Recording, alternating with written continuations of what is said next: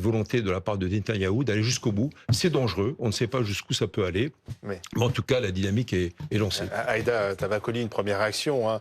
Les mots forts de Donald Trump qui dit on sait où se trouve le guide, on peut le tuer, mais pour l'instant on ne va pas le faire pour le moment. Mais il appelle à une capitulation sans condition dans cette série de messages qu'il vient de publier sur son réseau social. Oui, je pense que ce n'est pas juste un tabou qui tombe. En fait, c'est l'ensemble de notre organisation mondiale en tant que société humaine qui est en dislocation totale. C'est-à-dire que c'est dire que c'est la loi du plus fort qui règne. C'est dire aussi que quand le plus fort c'est notre ennemi, alors il régnera.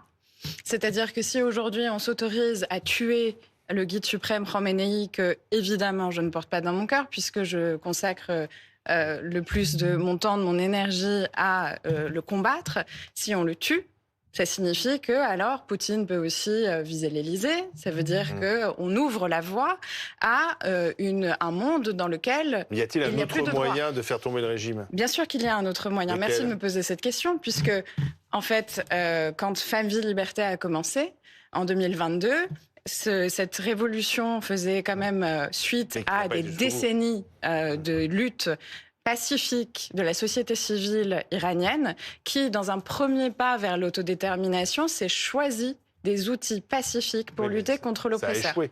Ça a échoué pour quelles raisons ? En fait, le diagnostic aujourd'hui qu'on fait sur qu'est-ce que le régime islamique et la menace qu'il présente pour le monde, je le partage puisque c'est ce que portaient nos associations.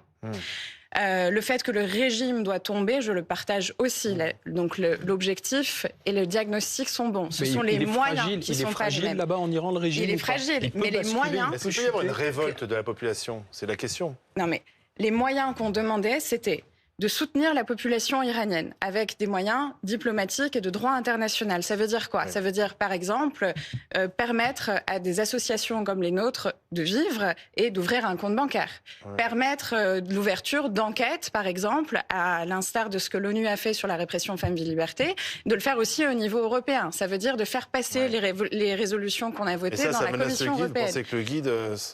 Alors, de l'autre côté, sanctionner l'appareil répressif du régime islamique, qui est aujourd'hui la raison pour laquelle on n'arrive pas à avoir de témoignages aujourd'hui, comme on l'a eu en Israël, de la société civile iranienne. C'est pourquoi ? Parce qu'il y a un appareil de surveillance massif qui est construit avec des chaînes de production qui sont connues, des entreprises qui participent à fournir le régime dans tout cet appareillage qui permet de surveiller, de faire de la reconnaissance de la société civile iranienne. Si on avait sanctionné de façon ciblée pas toute l'économie iranienne, puisqu'évidemment une économie affaiblie, ça affaiblit la société civile. Voilà. Et la guerre aussi. Donc en fait, dire à cette population qui s'est choisi ces outils quand même pacifiques, la seule chose qu'on peut vous offrir comme soutien, alors que je viens de faire une liste d'autres alternatives, c'est de vous bombarder. Et non seulement vous devez être content de ce bombardement, mais en plus vous révolter sous les bombes.